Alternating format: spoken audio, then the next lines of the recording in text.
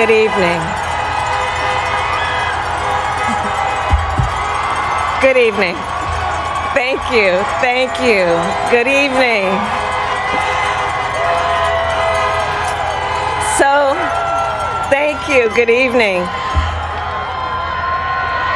So, Congressman John Lewis, before his passing, wrote, "Democracy is not a state, it is an act."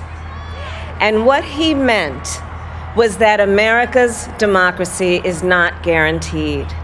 It is only as strong as our willingness to fight for it.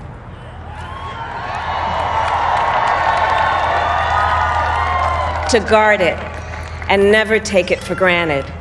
And protecting our democracy takes struggle, it takes sacrifice, but there is joy in it, and there is progress, because we, the people, have the power to build a better future.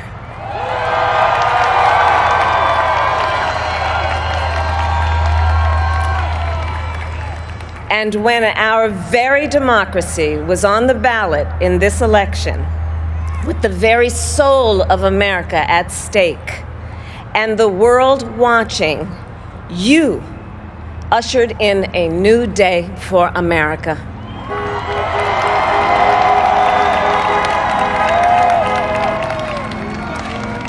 To our campaign staff and volunteers, this extraordinary team, thank you for bringing more people than ever before into the democratic process.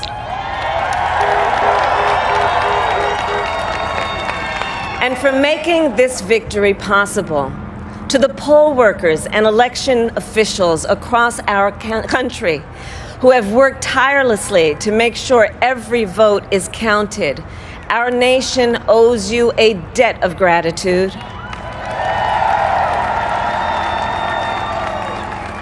You have protected the integrity of our democracy.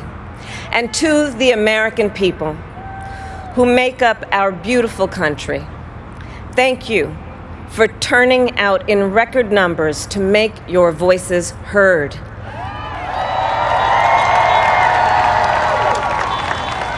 And I know times have been challenging, especially the last several months. The grief, sorrow, and pain, the worries and the struggles. But we have also witnessed your courage, your resilience, and the generosity of your spirit. For 4 years, you marched and organized for equality and justice, for our lives and for our planet. And then you voted.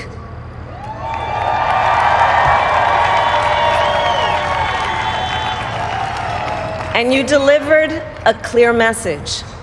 You chose hope and unity, decency, science, and yes, truth.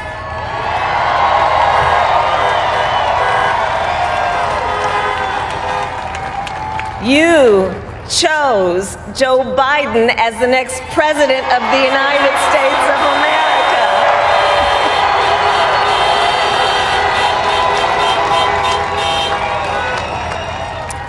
And Joe is a healer, a uniter, a tested and steady hand, a person whose own experience of loss gives him a sense of purpose that will help us as a nation reclaim our own sense of purpose.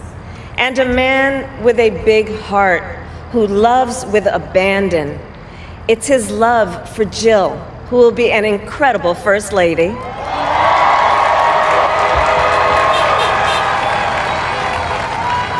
It's his love for Hunter and Ashley and his grandchildren and the entire Biden family.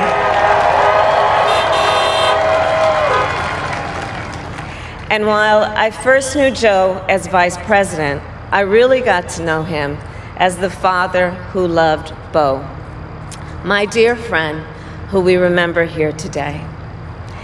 and to my husband, Doug,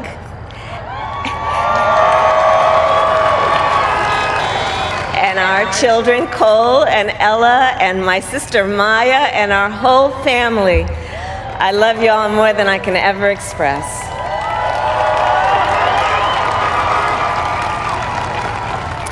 We are so grateful to Joe and Jill for welcoming our family into theirs on this incredible journey.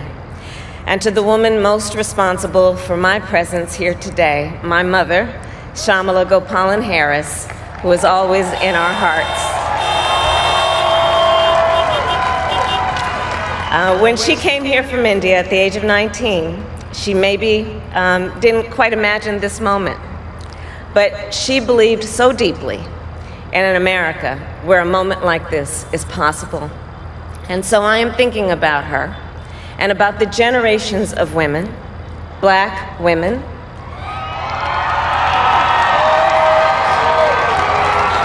Asian, white, Latina, Native American women who throughout our nation's history have paved the way for this moment tonight. Women who fought and sacrificed so much for equality and liberty and justice for all, including the Black women who are often, too often, overlooked, but so often prove they are the backbone of our democracy.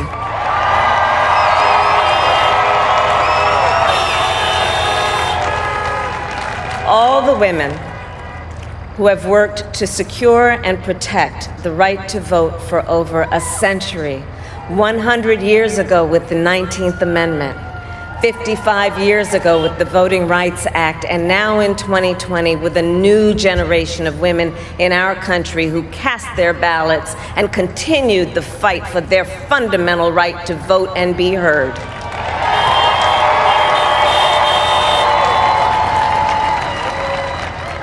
Tonight I reflect on their struggle, their determination, and the strength of their vision to see what can be unburdened by what has been. And I stand on their shoulders. And what a testament it is to Joe's character that he had the audacity to break one of the most substantial barriers that exists in our country and select a woman as his vice president.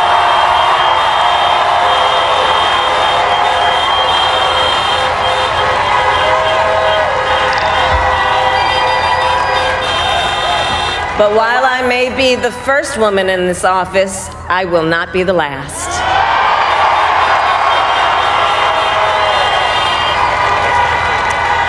Because every little girl watching tonight sees that this is a country of possibilities. And to the children of our country, regardless of your gender, our country has sent you a clear message. Dream with ambition, lead with conviction, and see yourselves in a way that others may not, simply because they've never seen it before. But know that we will applaud you every step of the way.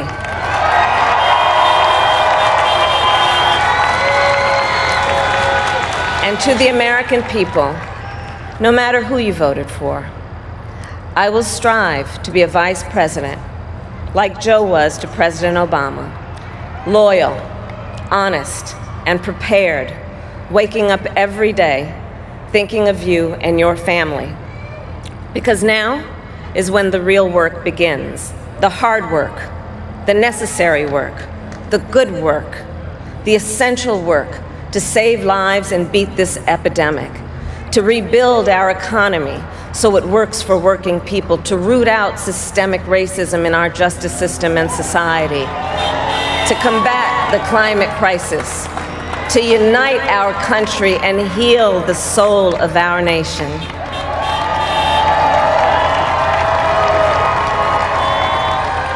And the road ahead will not be easy, but America is ready. And so are Joe and I.